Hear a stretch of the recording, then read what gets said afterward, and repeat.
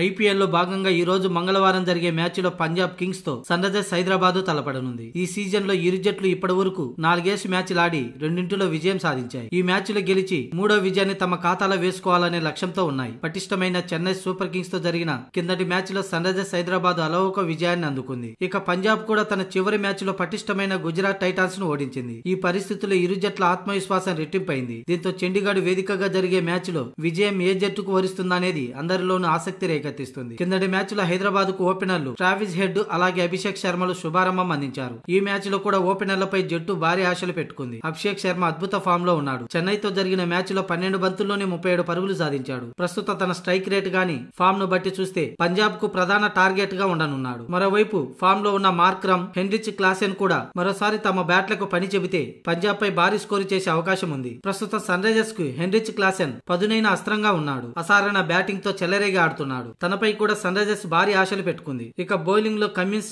షాబాజ్ ఉనద్గత్, భువనేశ్వర్, నటరాజన్, మార్కండే తదితరులతో పటిష్టమైన bowling lineup ఆ జట్టుకు అందుబాటులో ఉంది. అన్ని విభాగాల్లో బలంగా కనిపిస్తున్న సన్ రైజర్స్ ఈ మ్యాచ్ లో ఫేవరెట్ గా బరిలోకి దిగనుంది. ఇక మరోవైపు ఆతిథ్య పంజాబ్ కూడా విజయమే లక్ష్యంగా పోరుకు సిద్ధమైంది. గుజరాత్ తో జరిగిన కిందటి మ్యాచ్ లో 200 పరుగుల లక్ష్యాన్ని సైతం అలవోకగా ఛేదించింది. దీంతో పంజాబ్ జట్టు కూడా బలంగా ఉంది. అటు బౌలింగ్, బ్యాటింగ్ లోనూ సమతూకంగా జట్టు ఉంది. ఈ సందర్భంగా సమఉజ్జీలైన ఈ రెండు జట్లు ఈ రోజు హోరాహోరీగా తలపడే అవకాశం ఉంది.